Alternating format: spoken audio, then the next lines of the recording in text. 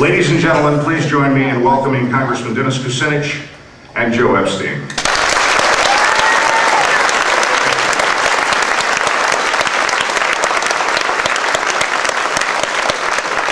Jared, thank you very much for that kind introduction, and thank you for being with us today, Congressman Kucinich. I can see by reading today's newspapers that you are probably enjoying your time in California. Maybe not the fact that your plane flight was canceled, but you received favorable press from last night's televised forum in Los Angeles, which was devoted to gay issues and equal rights. I would imagine that there'll be some audience questions today on that topic as well. Also, I want to assure you that none of the front-runner candidates have had any influence on today's program to try and rob you of your equal time. On the issue of equal time, you were recently quoted as saying that candidates, no matter how important or influential they perceive themselves to be, should not have the power to determine who is allowed to speak to the public and who is not. Today, sir, this program is all about you. So why don't we begin? As the moderator, I will cover a set of topics that the club will discuss with all of the candidates who come before us. And to allow for a coherent conversation, I'm going to try to cluster my questions in three broad groups. Though, of course, I suspect that there will be some overlapping. We're going to try to be forward-looking in this discussion, exploring who Dennis Kucinich would be in the White House, rather than talking about just the issues in the newspapers currently.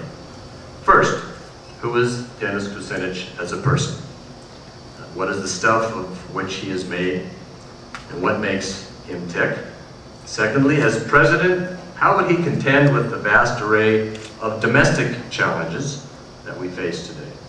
And third, how would he lead America in our troubled world? And finally, the underlying thought, in my view, of this entire one-hour program will be to answer the question, what sets you apart from the other candidates? And why should I vote for you rather than one of the other candidates? So let's start with a conversation between us, and then following Commonwealth Club tradition, I will blend in and ask a series of questions that'll be gathered from our audience. Let's talk about the man. Tell us a little bit about your youth. What were the forces that shaped you before we knew you on the public stage? Your family, your upbringing, the influences that led you to a life of public service. First of all, thank you very much for the opportunity to be here, and thanks to all of you for your patience and waiting for us. Their flight canceled, but because we know how important it is to be here with you, we made other arrangements to get here, and I want to thank you for being here, and Joe, to answer the question. I think it is important that you get some insight into what forces make any of us who would be President of the United States. I grew up in the city of Cleveland, the oldest of 7. My parents never owned a home. And because they were renters, as the family expanded, we kept moving. Back then, in the 50s, they used to have ads in newspapers that would say no children or 1 or 2 children. And as the family kept expanding, we had trouble finding a place to rent. So we moved and moved and moved. By the time I was 17, we lived in 21 different places, including a couple cars. Now, Langston Hughes once wrote a poem where there were some verses that said, "Life for me ain't been no crystal stair." And there's always a great benefit, though, in being able to learn the struggles that really everyone goes through one way or another. So you can have a way of connecting with a very human experience that a lot of people have. Today in the city of Cleveland, I live in the home that I bought in 1971 for $22,500. You know, in this time of a housing bubble, you can think about that price. And so my values are really grounded in an urban experience, in a sense of commitment to family, because our family really held together despite all the forces that were trying to tear it apart, and in a belief in public service, which came from not only being the oldest of 7, but also from a Catholic education where we were taught that our lives did not belong only to ourselves, but were meant to be shared with others. So my journey has been not just the kind of a physical journey of movement, but it has been about a spiritual evolution, about an understanding of how we're really all one great human family. And I see a responsibility for doing everything that I can that helps strengthen that family, that helps that family experience love, and that helps elevate that family's condition. At the age of 23, you were, at the time, the youngest mayor ever in the United States of a major city. But it wasn't all candy and chocolate for you. You had an issue with organized crime, and I believe it had to do with the failure or the desire not to sell Cleveland's municipal utility to a particular business. Could you explain a little bit about that? Sure. First of all, when I was elected mayor, I was 31, the youngest person ever elected mayor of a major American city. When I left office, I was about 90. I was elected on a promise to save Cleveland's municipally-owned electric system from a takeover by a utility monopoly. The city of Cleveland, since the turn of the 20th century, had its own electric system, which provided electricity at rates that were sometimes 25% less than the private utility. And the private utility had a campaign going for decades where they were trying to put this little utility out of business so they could have a monopoly and charge higher electric rates, and no one would know there was any difference or comparison. And so when I ran for mayor, I said, I'm going to stop this effort to try to privatize the utility. I got elected on a promise to do that. My first act in office was to cancel the sale, and that's when the story started. Because the major banks in Cleveland, who had investments in the utility and who had business relationships with the private utility, then used their credit and the credit position of the city to try to force me to sell the city's electric system. On December 15th, 1978, I was given an ultimatum by the head of the largest bank in Cleveland who said, you're either going to sell that electric system to this private utility in which that bank and others had a financial interest, or we're not going to renew the city's credit on loans that I hadn't even taken out. So that was the moment of decision for me to decide who I was and what I stood for. And Joe, I want to go back to those forces that shaped me growing up in Cleveland, because when I was in that boardroom with the banker, and he was telling me that this is what you've got to do, my thoughts went back to the time when I was 11, 12 years old in one of the many apartments we lived in, watching my parents count pennies at the kitchen table, trying to pay the bills. And as I sat in that room with that banker, my thoughts went back to that moment.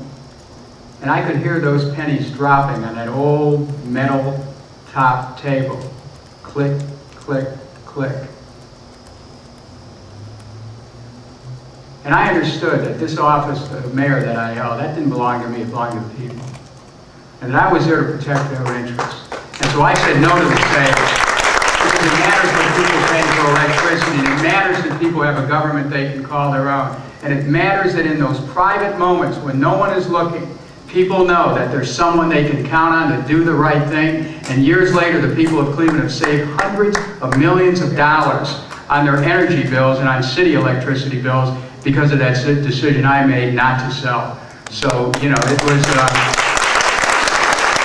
important moment. So a defining moment in your career, you were not 23, as I said, you were 31. And I forgot to mention, you know, there was an organized crime interest in trying to force me to sell. There were, you know, a few assassination attempts. but, you know, God bless America. We're certainly glad you're here, and so with Cleveland behind you, so to speak, I'd like to know, what makes you get up every day? What inspires you to be doing exactly what you're doing to achieve the job, the most difficult job in the world? You know, I can't wait to get up every day. I mean, I just get up with a sense of meeting the world and not really worrying about what's happening, but to spend my time making things happen. Some people dream with their eyes closed. I dream with my eyes open and pour my energy into every moment, because I believe that we are here to make a difference. We are here to change the outcome. We are here to use our energies and our talents, our abilities, our heart and our spirit to engage and to create. And so I'm always inspired to move forward. And also, when you're in love, it adds to that and amplifies all of your energies and all of your commitments. So, thank you, Elizabeth. Well, you're inspired to get up, but anyone that's inspired also must have challenges. So what would you say is the toughest challenge that you ever faced, and what was it that got you through it?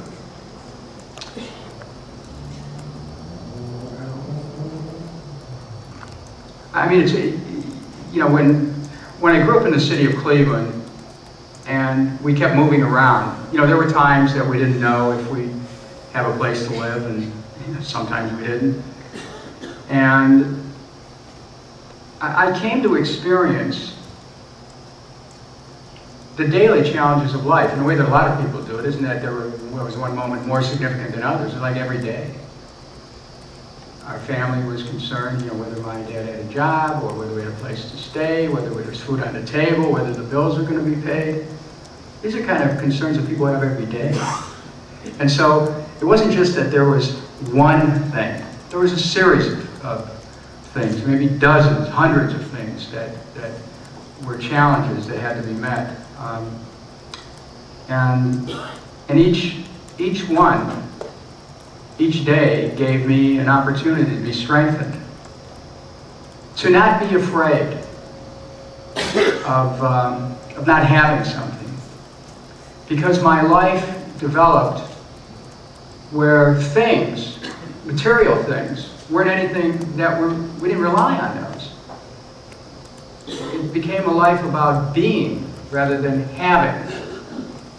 And so there was always something more essential, Joe, to my experience than wondering about not having something, and the challenges that would come up in the course of a day, any given day, were more challenges to the spirit, whether you could really endure and surmount a moment and build from it and breathe all that experience in and become a lot stronger.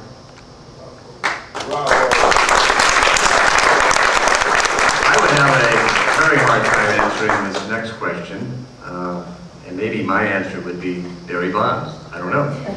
But from the answer I just gave, you can probably surmise the question.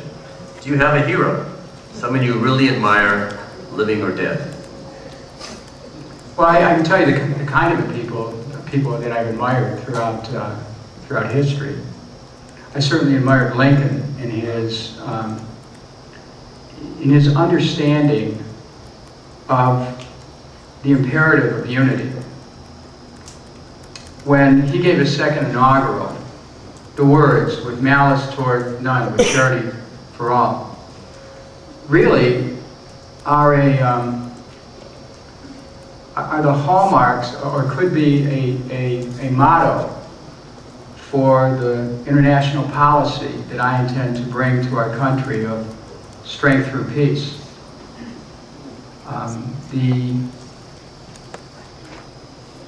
The courage and equanimity of a Gandhi in understanding the economic challenges and social challenges of the people of India, and how he understood there was a role for him in helping to bring about that transformation. And his knowledge that transformation was not simply about a political evolution, but a spiritual one as well. That was a very powerful understanding. And, you know, in more present time, I had a great deal of admiration for Hubert Humphrey of Minnesota. Here's someone who took that civil rights plank to the 1948 Democratic Convention and really took a stand on behalf of something that was right. I admired that. So, yes, and then, you know, there's a person by the name of Dr. Javier Lopez in the city of Cleveland. I want to tell you about him. He is a practicing physician who cares for the poor in the city, who still makes house calls, who's dedicated his entire life to caring for people, who isn't worried about whether he's going to be paid or not, who's there for the people, who understands our healthcare system needs to be changed, but he's someone who's one of my heroes, because he's someone who is so imbued with a sense of love of people and commitment to humanity. So those are the kinds of people that I think about when I think about people that I really admire. When I was reviewing that particular question, the name Ralph Nader came to mind. In the 2004 campaign, Nader had praised you as a genuinely a progressive person. He said that most Greens were very friendly towards you and that they wouldn't run against you if you received the Democratic nomination. So my question is, if you don't get the Democratic nomination, would you ever consider a Green Party or a third-party candidacy? Well, first of all, you mentioned Ralph Nader. Ralph Nader and I have known each other for more than 30 years. And when I was working to save our electric system in Cleveland, Ralph Nader was the only national figure who came to my assistance as a mayor who was really struggling to save a city. And I have a great deal of admiration for Ralph Nader and respect for the commitment that he has made with his life for American consumers.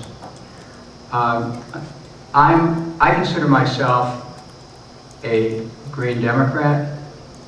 I consider myself an independent Democrat. I consider myself a libertarian Democrat when it comes to basic civil liberties. And I consider myself a Democrat's Democrat when it comes to the mainstream issues of jobs for all, health care for all, peace. And so I can say that, you know, I'm in this primary and I'm in it to win.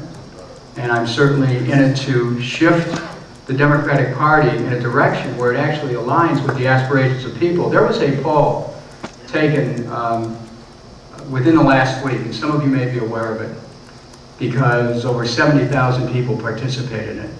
It was kind of what you could call a political taste test. You would the people would take it online, would indicate where they stood on issues, and then at the end they would hit a button and see which candidates they end up aligning with. 53% of the people who took the test found out that they aligned with me, and all the other candidates were you know, at or near single digits.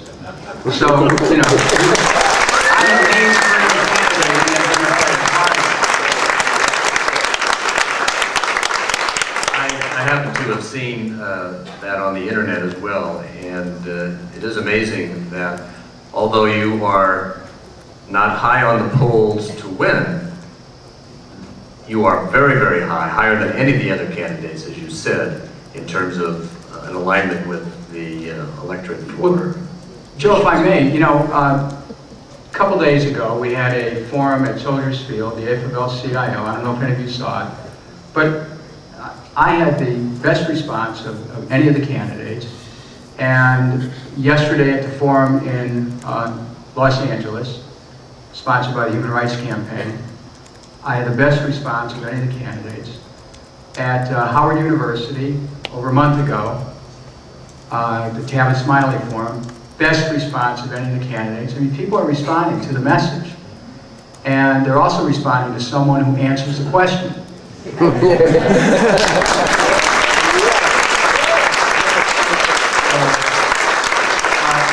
of course, when that becomes a novelty in politics, it tells you the shape of our politics. The audience, several people in the audience submitted a question. I'll just put them together. You have a group of people here that would like to be volunteers. So you may want to tell them how they can do that. And what is your advice, Mr. Kucinich, to young people today about pursuing a career in public service? Maybe being a volunteer as an entree into public service? Actually, it's a great way to get involved. When I first started my career, I helped people in their campaigns. Of course, my first run for office was 40 years ago. Yep. And as a candidate for city council, and that's a great place to begin a career. And if a young person wants to get involved, I met a young person yesterday in LA who wanted to start a career, and I advise them start at that local level. Now, if you want to get involved in this campaign, you can go to Kucinich.us or DennisForPresident.com, because this is a grassroots campaign. We are knocking on doors. We're gathering support in California in particular, not only on and taking a stand for peace, but on the issue of not-for-profit health care, which is, you know, one of those real litmus tests in our Democratic Party, and I know we'll have a chance to talk about it a little bit later. But I want your support. I want your involvement.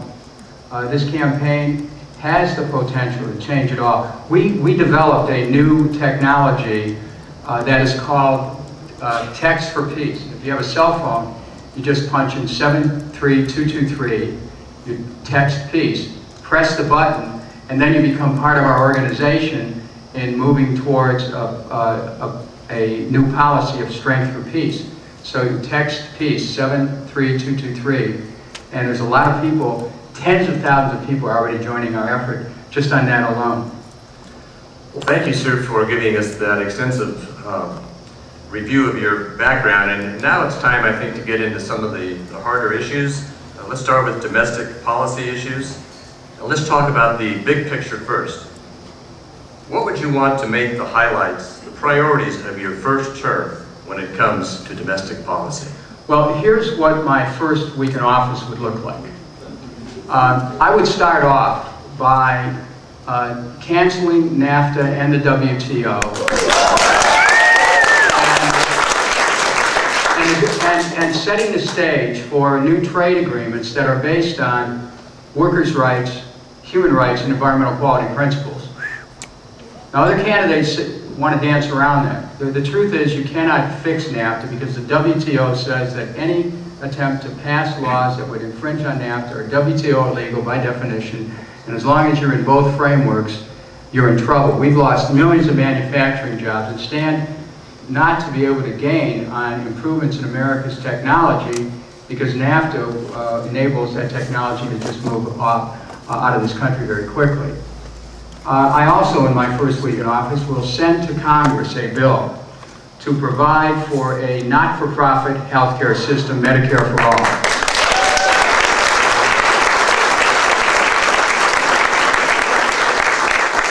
This is an issue of seminal importance to the American people. 46 million Americans, no health insurance. 50 million Americans underinsured. 1 out of every 3 Americans, in effect, having either no or limited access to health care. Yet people who do have health insurance are trapped in a rising spiral of premiums, copays, and deductibles. This is really striking at the heart of the financial viability of every American family. To me, what I think is most instructive about this issue, Joe, is that I'm the only candidate in the race who really gets it, because the others are talking about a continuation of the private for-profit health insurance scheme, and want to trap people into mandatory purchase of private insurance, and want to provide more government subsidy for private insurers, just like Medicare Part D provided a subsidy for the drug companies. See, this is really the test of the Democratic Party, because we must have the capacity to deliver on health care I took this issue to the 2000 Platform Committee and was told, look, we can't fight the insurance companies. I took it to the 2004 Platform Committee and was told the same thing. Candidates for president right now are saying we can't take on this battle. It is too tough. We can't take on the insurance industries. You're looking at the one person who has the independence, who can't be bought or bossed, who can take on this challenge and rally the American people in the cause of health care the same way that Franklin Roosevelt rallied the American people in 1932 for a new deal. I'm ready to do that.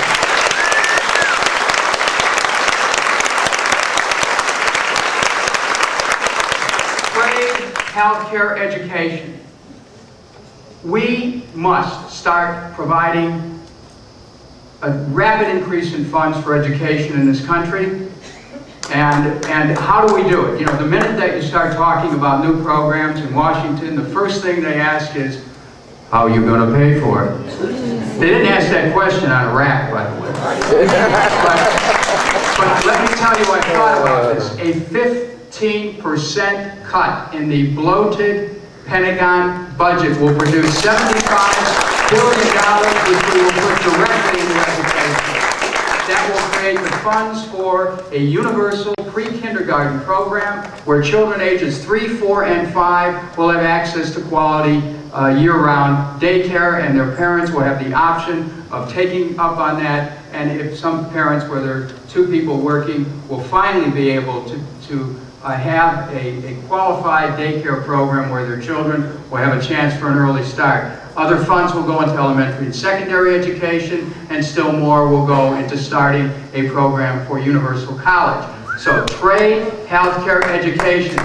I'll send to Congress, Joe, a bill for a full employment economy with a Roosevelt-type WPA plan to rebuild America's infrastructure.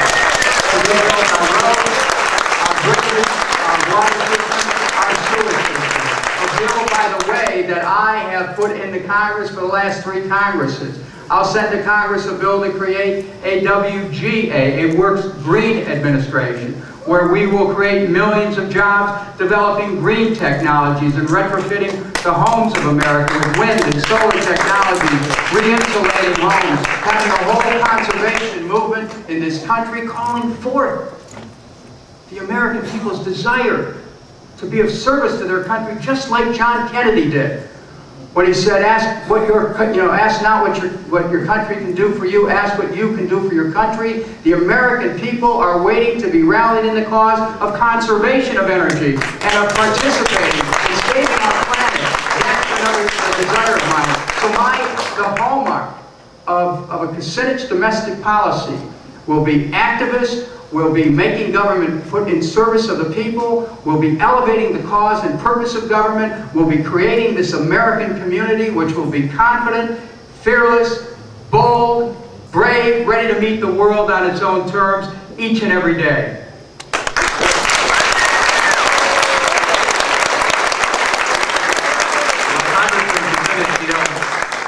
That's a great plan, but first, you have to be elected. And under today's public or lack of public financing of elections and the influence of what I understand is over 34,000 lobbyists that are in Washington, D.C., which, by the way, I did a little math, averages 63.5 lobbyists per individual member of the House of Representatives and the Senate. 63.5.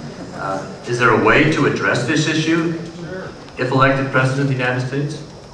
Well, of course, first of all, you elect a president who can't be bought, and you don't have to worry about lobbyists. You don't have to worry about their influence.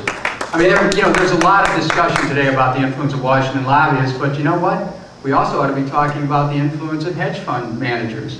When you look at what's happening with the economy right now, with subprime loans, where there's zero oversight going on of these hedge funds, where there's no regulation, where the SEC has not done its job. These hedge funds are raising millions of dollars for these presidential candidates. Some of whom want to say, get those Washington lobbyists. When you ask them about hedge funds, they say, well, everybody's got to make a living. We have to first understand which candidates have the ability to stand for the American people. Now let's talk about the system itself. Of course, we have to have public financing. And I support that wholeheartedly, and I'm someone who has demonstrated an ability to win elections despite often being outspent, because it isn't just a matter of the triumph of money. For those of you who want to have an influence in this campaign, our campaign is receiving contributions. I just wanted to know. I'm not a breatharian, okay? And I'm looking forward to that kind of help. But I will tell you, public financing is mandatory. And it may take a constitutional amendment, because Buckley versus Vallejo actually set a basis for the triumph of money in our politics. So I think we're probably looking at a constitutional amendment. Okay. I've got a follow-up question for you, back to healthcare for a moment. Would you cover mental health just as you would cover other physical illnesses? Do you support parity for mental health insurance? Yes, and let me tell you why the plan that I co-authored, HR 676, is the only plan that can deliver on this.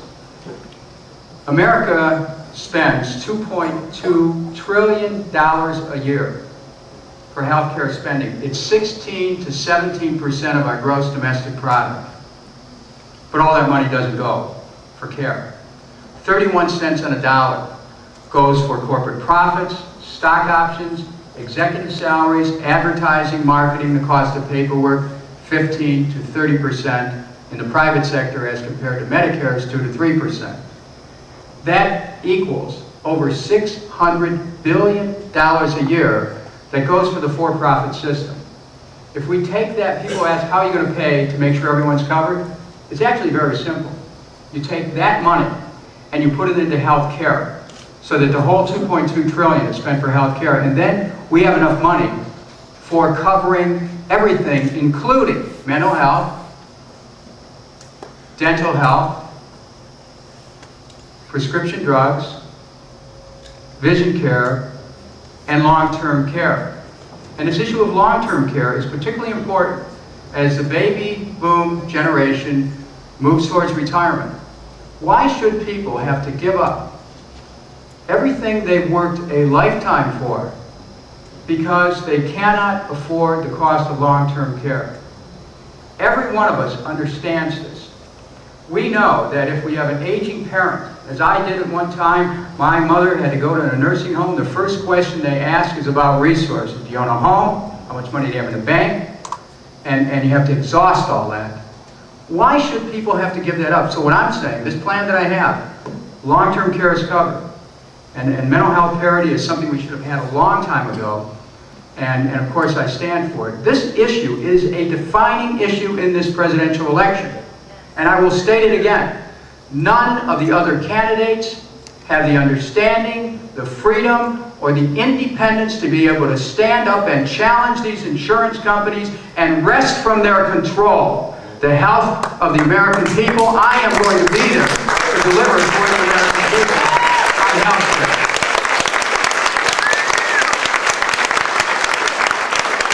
How about undocumented workers?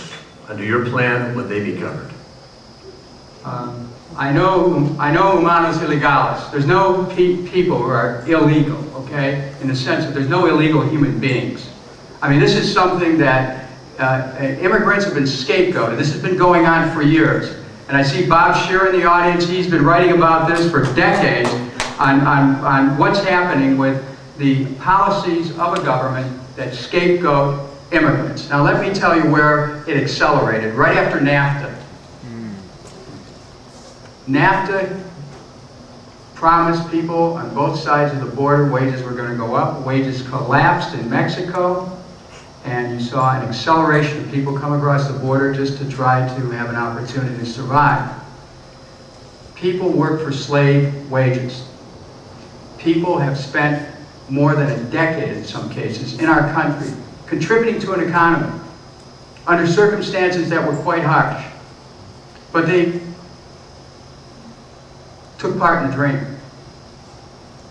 To me, when you understand that the essence of this problem has been a system of slave labor, you realize the moral obligation which America has to make sure that those immigrants who came in are no longer further punished, that there must be a path towards legalization, that we have to stop blaming those who came here in search of an opportunity, that we have to take responsibility for the government's lack of enforcement of labor law, that we have to take responsibility for the government's willingness to work with these industries that were exploiting workers, and that what we need to do in changing NAFTA, in canceling NAFTA, is to renegotiate an agreement with Mexico where the workers in Mexico are entitled to a decent wage, the right to organize, the right to collective bargaining, the right to strike, the right to decent wages and benefits, so that they will not be exploited, and if they want to stay in Mexico, they'll have the chance to do that, but if they want to stay in the United States,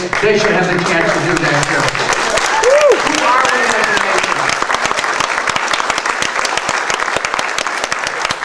My grandparents were immigrants. I'd like a show of hands in this audience. How many people here, 2, 3 generations back, come from immigrant families?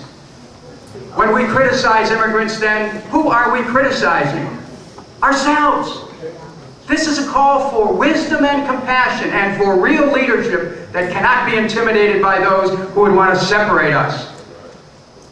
Out of many, we are one. I will insist on the oneness and the unity of the American people as being expressive of the deeper truth of who we are.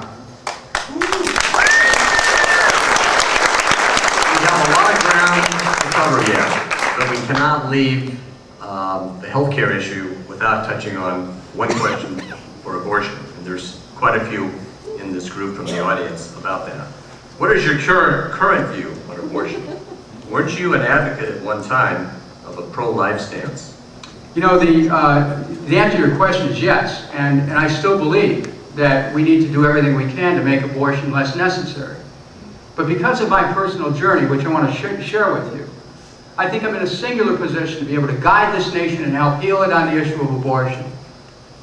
I think that we need to make sure that each woman has available prenatal care, postnatal care, child care,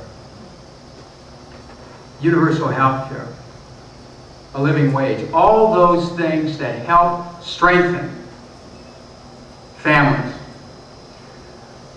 But we can only do it in the context of a woman having the ability to make the choice between her and her doctor as to whether or not she should continue with a pregnancy.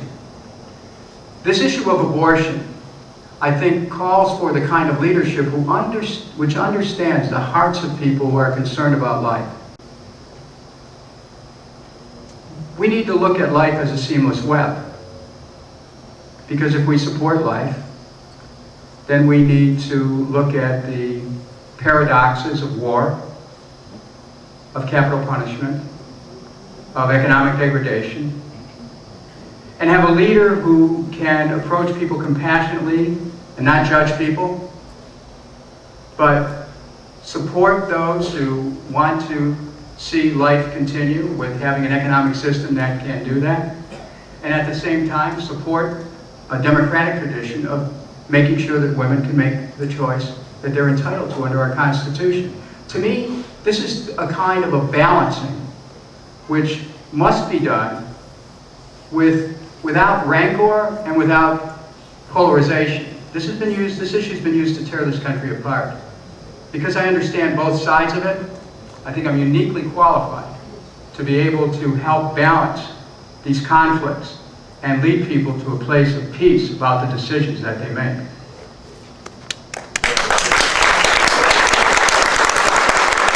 Let's just take a very quick break here as a radio reminder, and I want to remind our radio audience that you are listening to the Commonwealth Club of California's radio program, and our guest today is Dennis Kucinich, Ohio Congressman and 2008 Democratic presidential candidate.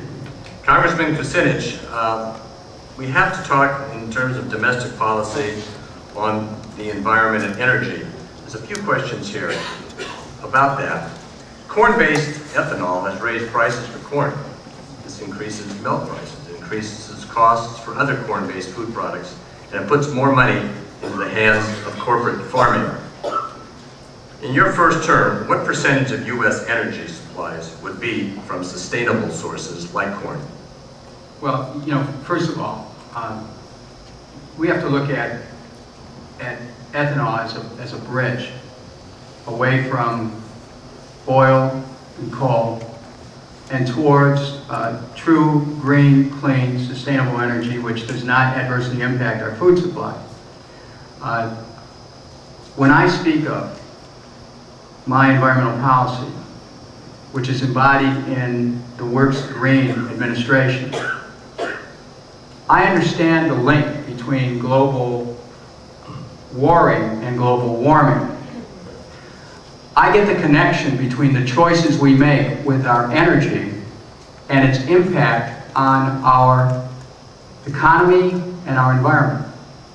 So a Kucinich administration's environmental policies would first work towards sustainability, moving away from reliance on oil and coal, and towards sustainability, green energy and green technologies, wind, solar, fuel cell technology. We need to clearly move in that direction. It takes a massive investment to do that. Now this is linked directly to my national security doctrine of strength through peace. Because today, the neoconservative doctrine of peace through strength have led to resource wars, have led us to attack nations to be able to control their resources. Iraq, Venezuela, the attempt to subvert the government there, our government's being on a threshold of action against Iran. This is really, underneath it all, is a desire to grab resources. This is not sustainable. So true sustainability and preservation of the planet involves a commitment to international cooperation, to trade laws which support the environment, to national security doctrines which reject resource wars, and which work towards sustainability, because sustainability equals peace. Harmony with the planet is peace. And so the question about the environment inevitably becomes multifaceted. You have to look at the economy, because our economy is not strong, because we haven't moved towards sustainability. You have to look at international policy. We are not a strong nation because we have squandered our resources in wars that are meant to grab other people's oil. You have to look at the air quality, and our air quality is not what we should expect it to be because we're still relying on hydrocarbons. You have to look at the biosphere, which we have seen degraded because of global warming, connected to these greenhouse gases because of our wrong choices on energy.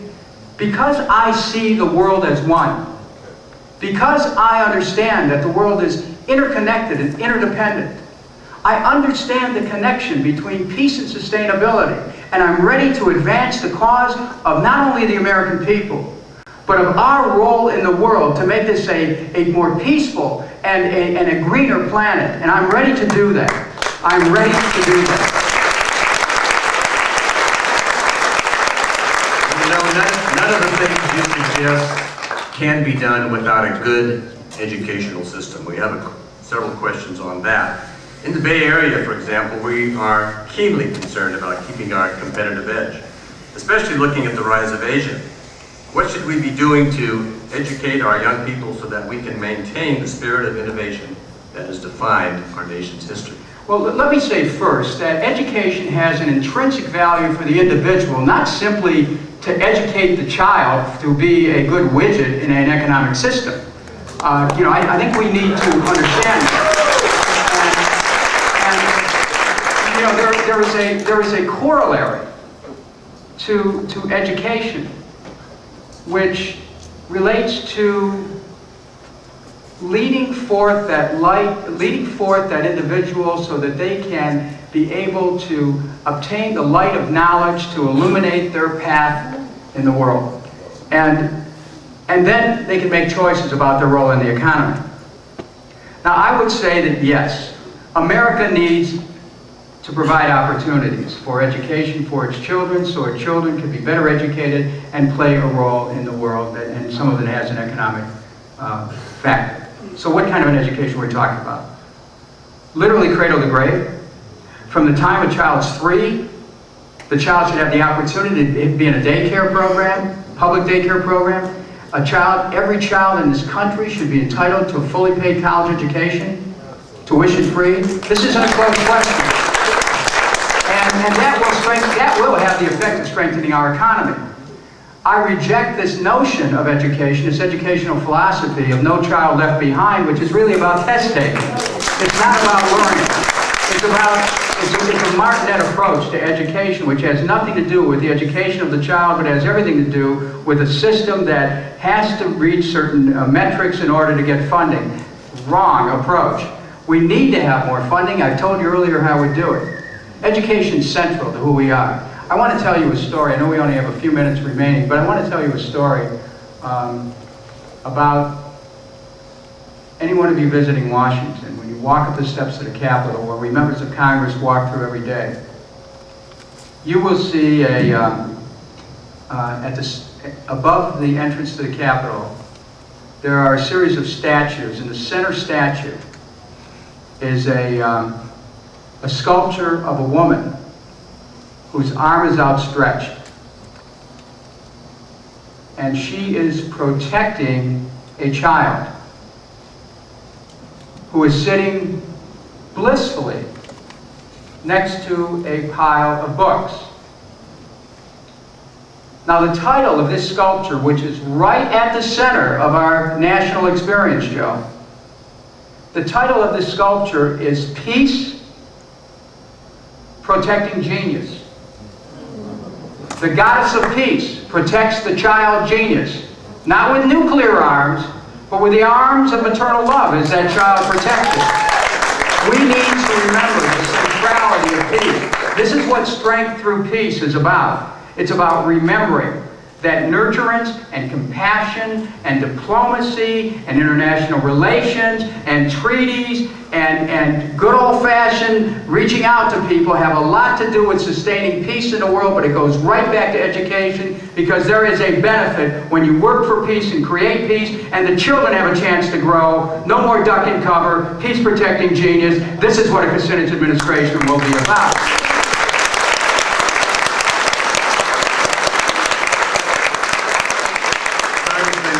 Before we move to the area of foreign policy and national defense, I did want to read one of these audience questions. Senator John Edwards recently stated that he feels the minimum wage needs to be raised again to over $9 an hour. How will this help poverty in America? Do you support this kind of a living wage? Well, first of all, we must have a living wage, and it's going to vary from area to area. I think we need to also get into some deeper questions about our economy. If we really care about people being able to have control over their own lives, then we've got to have a not-for-profit healthcare system. Because you can have a minimum wage, you can have a living wage. But who can keep up with these rising premiums, co-pays, and deductibles? No one. It doesn't matter how much money you make. You can be a rather well-to-do business person. To me, it's nice to talk about a living wage, and I agree we need that. But I'd like John Edwards, and I'd like Hillary Clinton, and Barack Obama, and all the other candidates to join me in a call for a not-for-profit healthcare system which will really put money in people's pockets instead of giving it to the insurance companies. So there's another aspect to the economic issues here, and that is the debt-based economy. We see the news today. The market took another hit of over 300 points because of the racket over subprime loans. And we've got to understand, we cannot continue to sustain an economy that's based on debt. And so the government has a major role to play here. The government's going to have to take a more active role, and well under a Kucinich administration, where instead of government building up its debt, government will be the one, just as Roosevelt did, to put money into circulation with public works, a new WPA, with a new WGA, with education, with health care. Government has a role to get that money into circulation and to stop people from being driven into debt.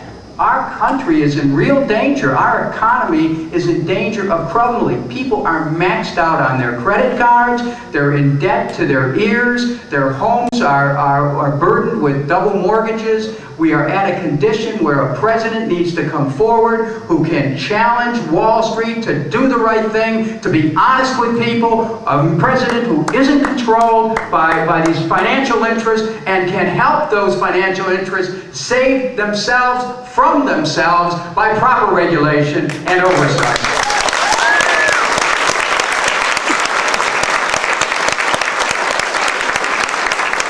We have to get to some questions on Iran, North Korea, many places in the world, but let's start with Iraq. If we're still in Iraq, when you take office, what would you do immediately after taking office? I want everyone in this room in San Francisco, California to understand something. The Democratic Party has the power right now to tell the president, and we don't need a vote to do this. I want it well understood. We don't need a vote to do this. We tell the president, Mr. President, 7 weeks ago we gave you $97 billion. That money is there for funding this war until October 1st and then beyond that. Use that money. It takes $5 to $10 billion to bring the troops home. Use that money to bring the troops home and to set in motion an international peacekeeping and security force that would move in as our troops leave. The Democratic Party made a promise to the American people in 2006 to get out of Iraq, and we cannot wait till the election of the next president. It's time for the Democrats to show up and to be square with the American people on the issue of Iraq. Now, in the Kucinich doctrine of strength through peace, of course, in my first week in office, I'll take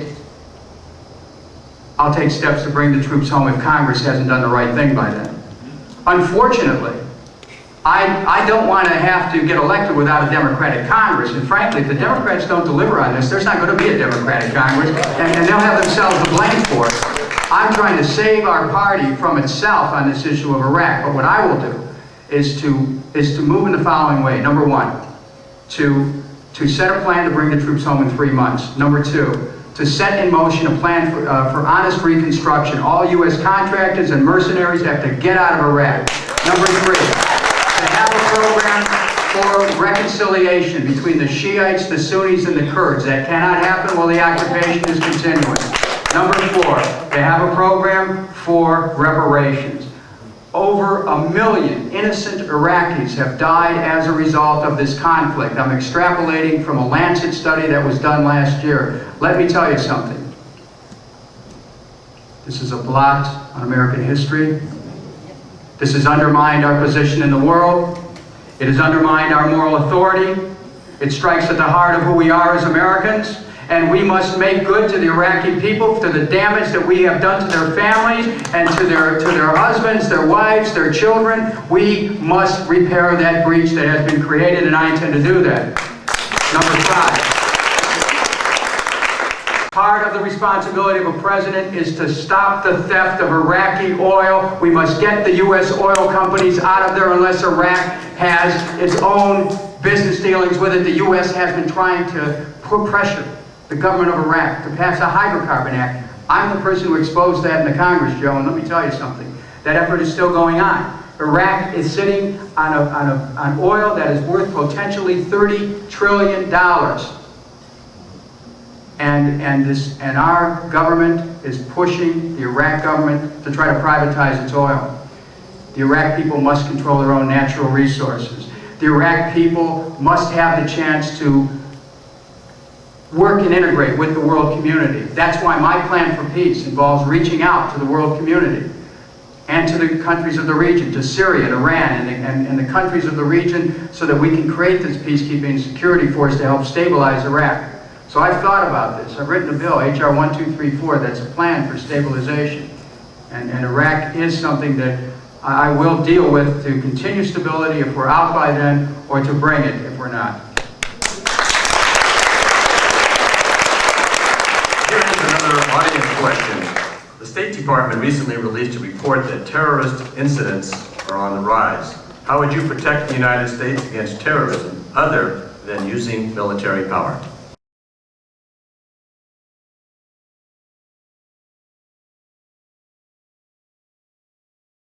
Real courage that's reflected in Francis Scott Key's Star Spangled Banner, Land of the Free, Home of the Brave, connecting freedom and bravery, courage and democracy with a president who's emblematic of that. We then have a chance to meet the nations of the world and to say wherever there's terrorism, we cooperate with international peacekeepers, with Interpol. We treat terrorism as a police action, not as something that requires armies to go in and start and use cannons with something that needs to be dealt with in a different way. I'm saying that the war on terror itself is a fraud. The war on terror is a war of error.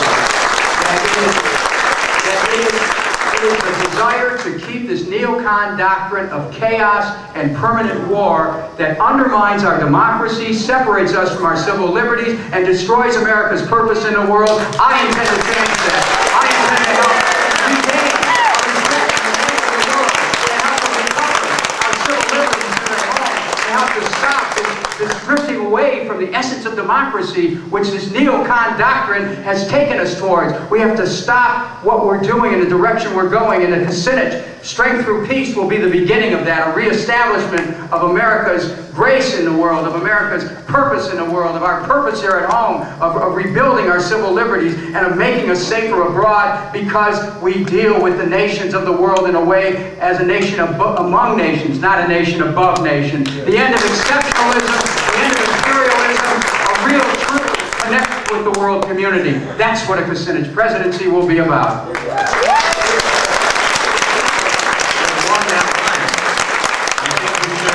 Negotiating with Iran, Syria, North Korea? Of course. I mean, Kennedy, in his inaugural address, said we should not negotiate out of fear and never fear to negotiate. That's what it means to be an American. When did we become so fearful? When did we become so separated from a sense of confidence and a sense of strength about who we are? We must have leaders who have the ability to go and meet with Ahmadinejad, Khomeini, with the leaders of the world. And I intend to do that. I intend to be the person who will go forward and say, look, we have our commonalities. When you understand the world as one, you know that the person who's sitting across that table from you is very much like you. And we can never forget that. When we start to separate ourselves from each other and say, oh, they're so different, those people, that's the moment that we lose the possibility for peace. So, of course, I believe in engagement. I believe in dialogue. That is what Strength Through Peace is about. It is about diplomacy.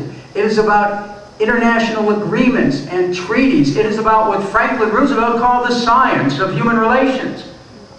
It's about a president who understands that science can be explored through the power of the human heart, and it can transform the purpose of our nation in the world and can create peace in a profound way. As president, how would you deal with a Russia that seems to be moving in the wrong direction? Oh, we've helped push that bear in the wrong direction, let me tell you.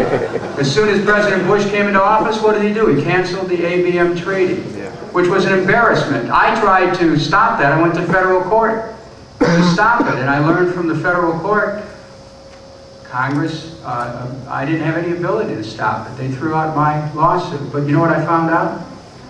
I found out a president does have the power to cancel treaties. That's why to NAFTA, okay?